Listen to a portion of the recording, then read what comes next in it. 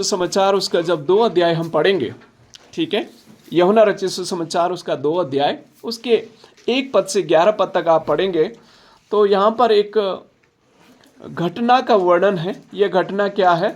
काना के विवाह में दाखरस क्या हो जाता है? घट जाता है। आप ध्यानपूर्वक सुने, अभी बाइबल खोलने की ज़रूरत नहीं है, पॉइंट अगर लिखना चाहते हो तो लिख सकते हैं।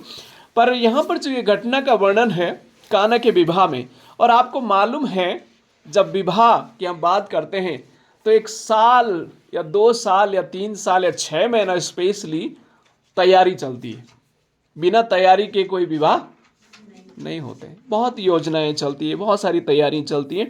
और यहाँ पर बाइबल में यूहन्ना रचित सुसमाचार 2 अध्याय 1 पद से 11 पद तक आप पढ़ेंगे तो यहाँ पर इस विवाह में जो काना एक गांव जो नाजरत में पाया जाता है, इस गांव में एक विवाह था और इस विवाह के समय में मरियम को और प्रभु यीशु को और उनके शिष्यों को बुलाया गया।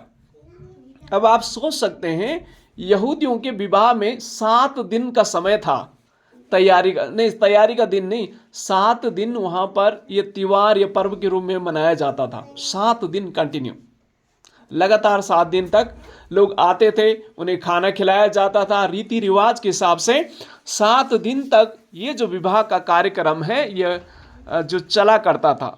और वहाँ पर उनके रीति रिवाज के अनुसार, यहूदियों के रीति रिवाज के अनुसार दाखरस जो है बहुत ही महत्वपूर्ण था।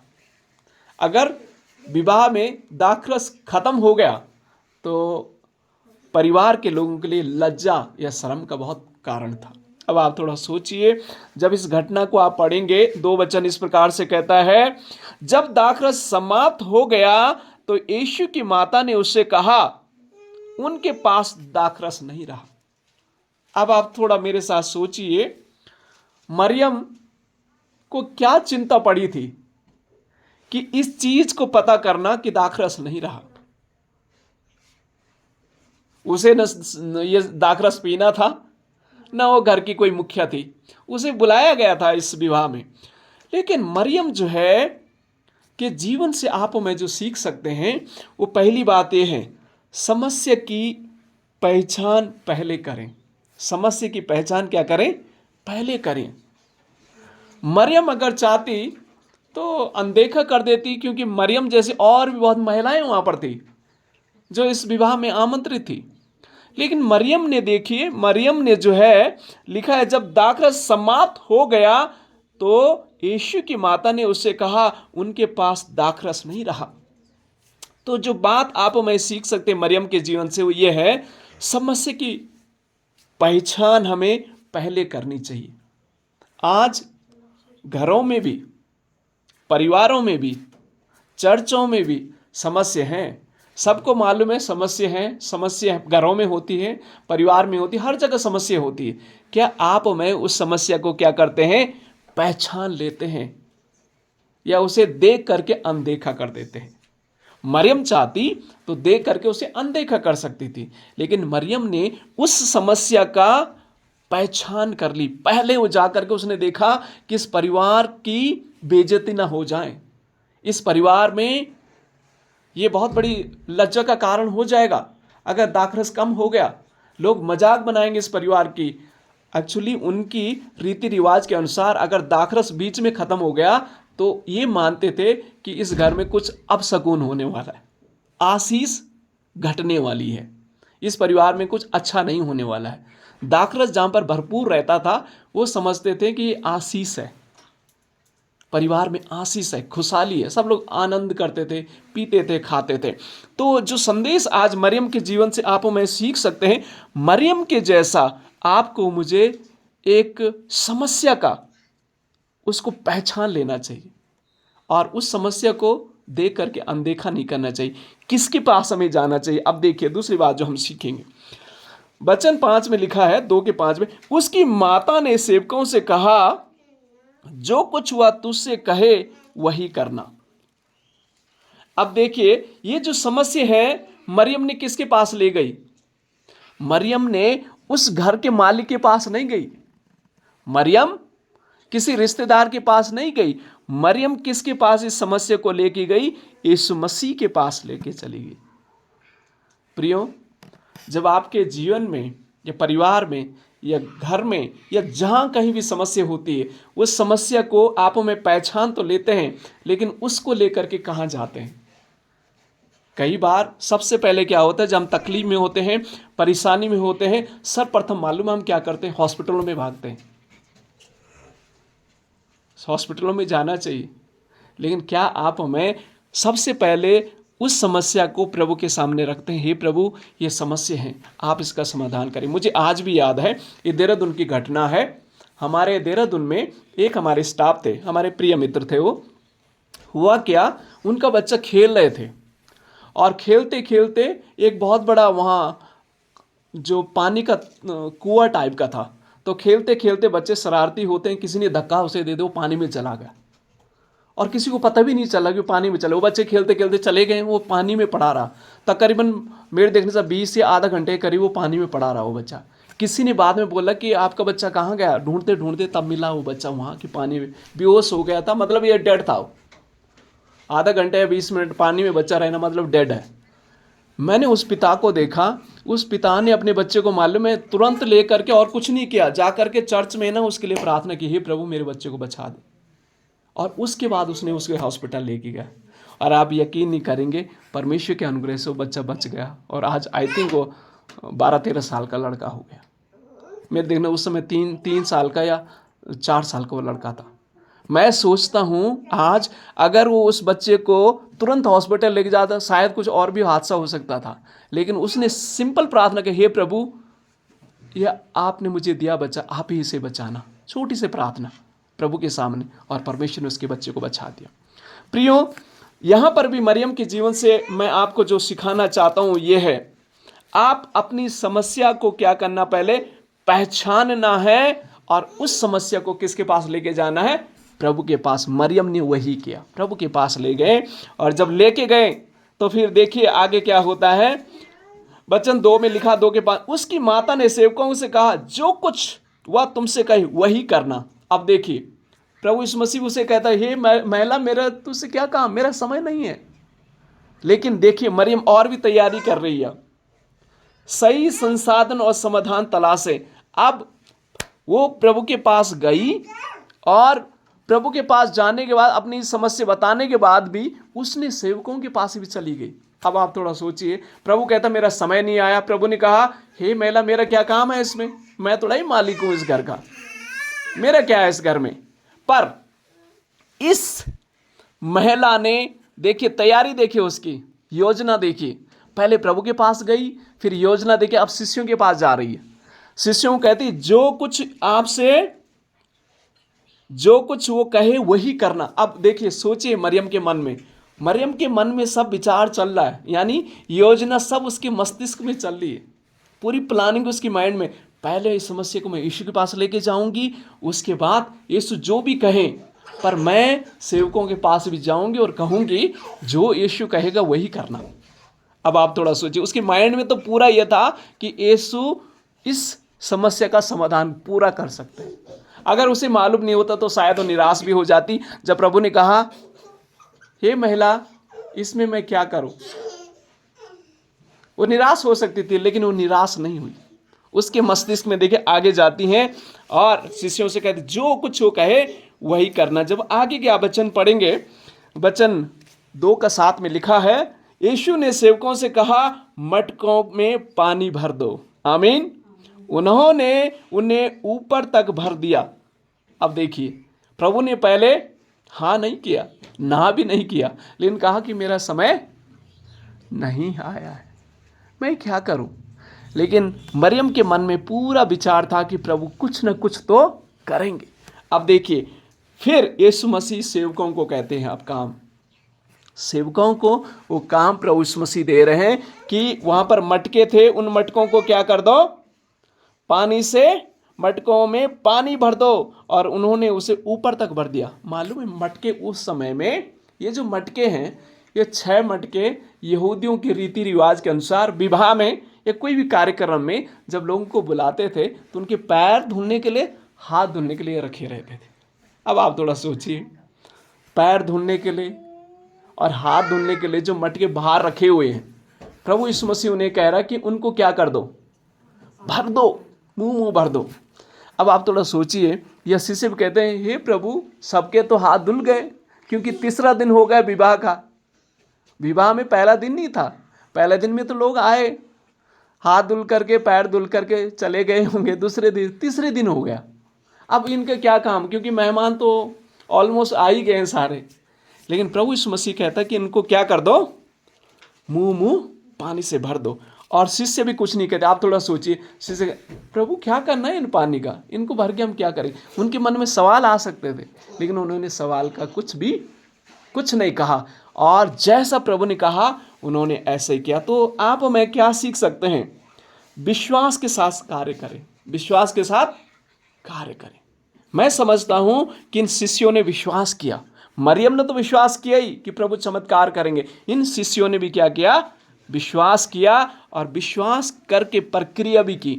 प्रक्रिया क्या की, उन्होंने उसे मुंह भरा, भरोसा रखते हुए मुंह पानी से भर दिया। तो मेरी प्रिय बहनों, आप मैं क्या सीख सकते हैं, जब प्रभु की सेवकाई में आप मैं रहते हैं, प्रभु का कार्य करते हैं, आपके परिवारों में और चर्च की भी आपकी कुछ जिम्मेवारी है।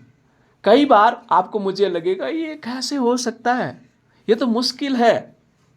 अरे पानी भर के लोगों को दाखरस नहीं मिलेगा। सवाल बहुत आ सकते हैं, सवाल आपके मन में बहुत आएंगे, बहुत सारी बातें होंगी। लेकिन एक बात जो मैं आपको बताना चाहता हूं ये है कि आप और मैं विश्वास करें। किस पर, परमेश्वर पर विश्वास करें, उस पर भरोसा रखें और कार्य भी करते रहें।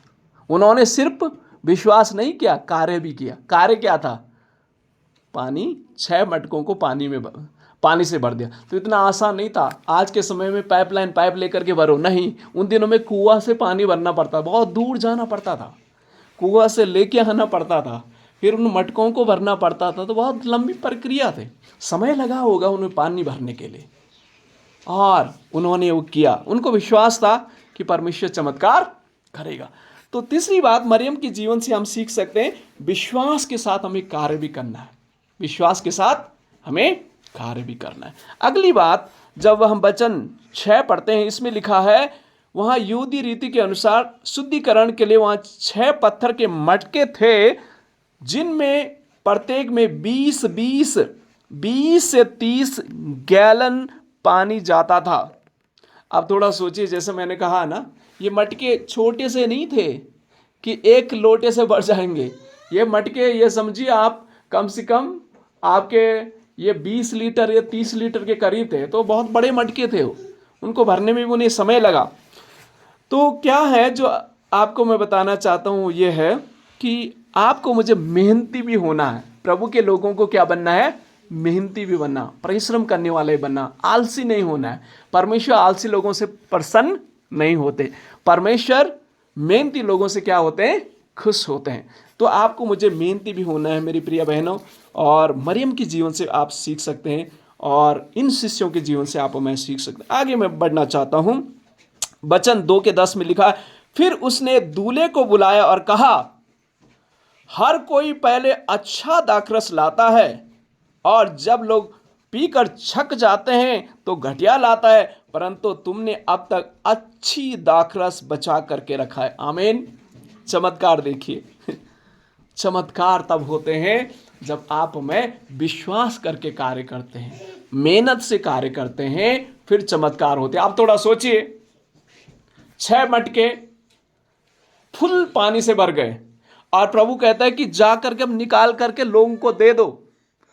अब भरने में शिष्यों ने खुद देखा है, उन्होंने भरा, खुद अपने आंखों से भरा, उसमें कोई चमत्कार नहीं हुआ। देते हुए भी उन्होंने खुद अपने हाथों से दिया। चमत्कार कहाँ होता है, जब पीते हैं तब चमत्कार होने लगा। वहाँ का जो व्यक्ति था, उसने दूल्हे को बुलाया और कहा, भाई इतना अच्छा दाखरस कैसे हो गया। लोग तो पहले अच्छा देते हैं, जब लोग का पेट भर जाता तो घटिया देते हैं, लोग पता ही नहीं चलता घटिया है। लेकिन आपने अभी तक क्या रखा है, अच्छा दाखरस रखा है। मेरी प्रिय बहनों, हमारे लिए संदेश क्या है, जब आप मैं विश्वास के साथ, मेहनत के साथ प्रभु के काम करते हैं, चमत्कार होते हैं, अच्छा रिजल्ट परमेश्वर के हाथ में, परमेश्वर देगा। आमीन। परमेश्वर अच्छा रिजल्ट देगा आपके परिवार में, आपके कार्य में, आपके सेवा में, हर एक चीज़ों में। रिजल्ट किसका काम है? परमेश्वर का काम। संदेह ना करें। ये चेले संदेह कर सकते, अरे भाई इतनी दूर से पानी भर करके लेके आना, 6 मटकों में भरना मतलब आसान नहीं था। 12 जो शिष्य यीशु के थे वो थक गए होंगे, पानी लाते हुए भी थक गए होंगे, अब देते हुए भी थक गए होंगे। वो सोच रहे होंगे, मन में तो जरूर विचार आएगा, हे प्रभु आप क्या करवा रहे हैं हमसे। लेकिन तब उनकी खुशी का अंत नहीं होगा जब खुद वहां का व्यक्ति आकर के कहा कि भाई इतना अच्छा दाखरस। वो भी चकित हो गए, उन्होंने भी सोचा नहीं था ऐसा होगा, लेकिन जब हो गया तो उन्होंने भी परमेश्वर को धन्यवाद दिया। और उसका जो प्रभाव है पूरे उस विवाह में फैल गया, और प्रभु यीशु मसीह की महिमा उस विवाह में होती है। आमीन। आपके लिए मेरे संदेश मालूम है क्या? मरियम की जीवन से आप में मरियम के जैसे समस्या जो भी हो जाए, उस समस्या को कहाँ लाना है? प्रभु के पास लाना है। ठीक है, उस समस्या को परमेश्वर के पास लाना है, और साथ ही योजना भी बनानी कि कैसे कैसे करना है। मरियम शांत नहीं रही, योजना भी बनाती रही, शिष्यों को भी बोल के गई हो जो प्रभु कहेगा वही करना। उसने योजना भी बनाई, और वो योजना जो है उसने शेयर की। फिर उसके बाद शिष्यों ने उसमें काम किया, उन्होंने विश्वास भी किया, मेहनत भी किया, फिर लोगों को भी दिया। जब लोगों ने खाया पिया तो बहुत आनंद किया, और उसके द्वारा जो है परमेश्वर की क्या होती है? महिमा होती है। तो परमेश्वर आप लोगों को आशीष दे, और आप लोगों की मदद और सहायता करें कि आप मैं मरियम के जैसे बने। जो भी समस्या परिवार में हो, आपके गांव में हो, आपके शहर में हो, आपकी सेवकाई में हो, आपकी कलीसिया में हो, अच्छा है उसको दुनिया में प्रचार करने से बेटर प्रभु के पास जाए। प्रभु ये समस्या, इसका समाधान आप निकालें। प्रभु उस समस्या का समाधान निकालेंगे, और योजना बनाए कि कैसे आप अच्छे से उस बात का, समस्या का समाधान करने में अपना भी सहयोग दे सकते हैं। वो भी करें जैसे मरियम ने किया, शिष्यों को बताया, और शिष्यों ने भी सहयोग उसका किया। और साथ ही देखिए, मैं समझता हूँ उसने घर वालों के पास नहीं गया कि जो यीशु कहेगा वो करना। उन्होंने प्रभु के पास जो रहने वाले लोग तो उनको शेयर किया। तो आज मालूम है क्या होता है? हम पड़ोसियों को बताते हैं जो गैर विश्वासी है, उनको सब बातें कहानी बता देते हैं, उससे कोई फायदा नहीं होने वाला। उन्होंने क्या किया? प्रभु के शिष्यों को बताया। उसे मालूम है प्रभु की संगति में रहते हैं, सकारात्मक लोग हैं, इनके मन में सवाल भी आएंगे फिर भी ये काम करेंगे। तो अपने प्रभु के साथ जो चलने वाले लोग उनकी मदद लें या उनकी सहायता लें और उनका सहयोग लें, और जब हम लेंगे फिर विश्वास के द्वारा और मेहनत के द्वारा परमेश्वर अद्भुत चमत्कार करेंगे। उसका परिणाम जो है सबको आशीष मिलेगी।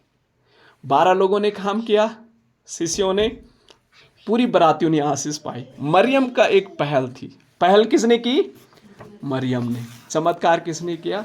प्रभु यीशु मसीह ने। और कितने लोग आशीषित हुए? पूरी बारात नहीं, पूरा गांव ही आशीषित हुआ, क्योंकि पूरी काना गांव में ये प्रचार हुआ कि यीशु मसीह जैसा कोई परमेश्वर, जो पानी को दाखरस में बदल सकता है, उससे बड़ा कोई परमेश्वर नहीं। मैं समझता हूँ पूरे गांव वालों ने या पूरे उस शहर के लोगों ने बोला होगा, जब भी विवाह हो यीशु को जरूर बुलाना। लोगों ने सोचा होगा सचमुच अगर यहाँ तो दाखरस कम हुआ, शायद हमारे घर में गिफ्ट देते हुए साड़ी कम हो जाए, हो सकता है खाना कम हो जाए, यीशु मसीह को बुला लो सब पूरा हो जाएगा। तो प्रियो, यीशु मसीह को बुलाएं अपने घर में, अपने जीवन में, सेवकाई में, और परमेश्वर आशीष दे। प्रभु इन वचनों के द्वारा आशीष दे। God bless you. और आशा करता हूँ ये मीटिंग आपके लिए आशीष के कारण बनेगी, और ये काना के विवाह की कहानी आप जरूर पढ़िए और उसके बारे में मनन करें। प्रभु आपसे और बात करेंगे उसमें। प्रभु आपको आशीष दे। God bless you.